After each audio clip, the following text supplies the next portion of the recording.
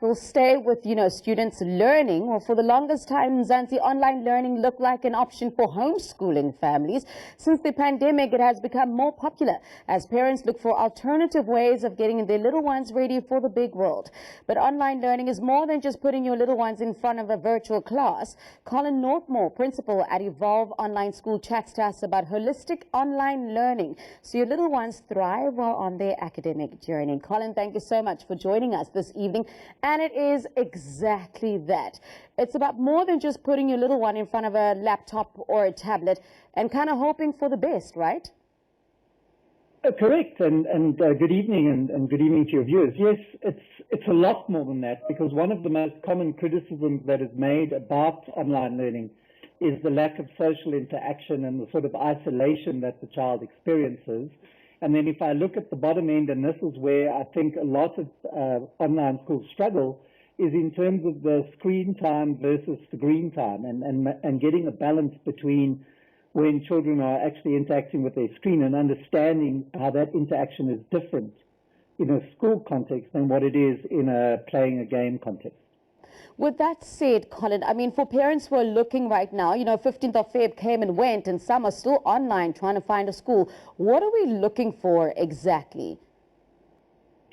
Online schooling has, it's really exploded across the world because of this COVID pandemic. And the most common response to it that we've seen, and it's in many cases the only response that a school can use, is to go into this kind of school behind a screen model. And the biggest mistake they make is that they try to stick with a timetable that looks like a school timetable would look like. And there's two words that are bandied about in this online space, and we talk about synchronous and asynchronous learning. And the difference there is the synchronous being the live, I'm in my class now, I'm with my teacher.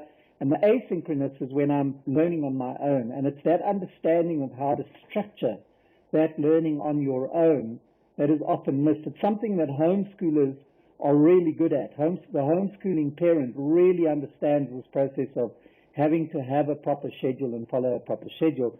Schools themselves are so used to the teacher being ever present to the children that they don't adapt well to an online space.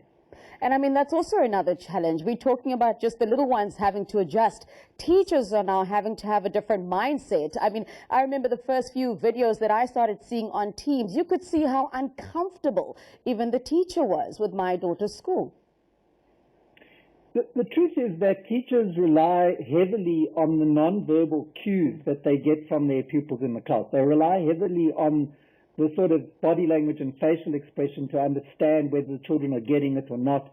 And now you've asked teachers, and I just have to take my hat off. They've really gone into it and done the best they can under the circumstances.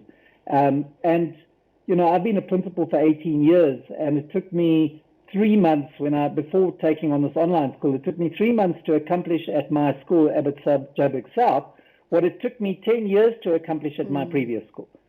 Just because there was a compelling need for the teachers to engage with technology. So the truth is, if you look at a school today and you go into a classroom, there may be technology in the classroom, but the basic relationship that exists between the teacher and the students and the basic process of learning hasn't really changed. Technology hasn't really been a disruptor in the education space.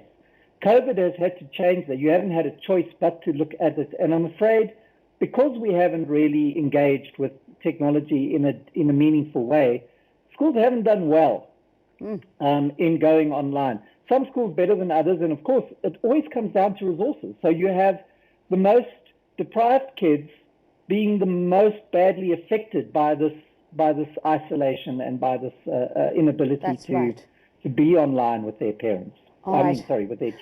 Well, Colin, thank you so much for that input, and I think you've raised some good points there that parents have to think about, because between you and I, it really isn't about just putting your kids in front of a screen. There's a sense of isolation that happens there, so be careful when you go about choosing that online school.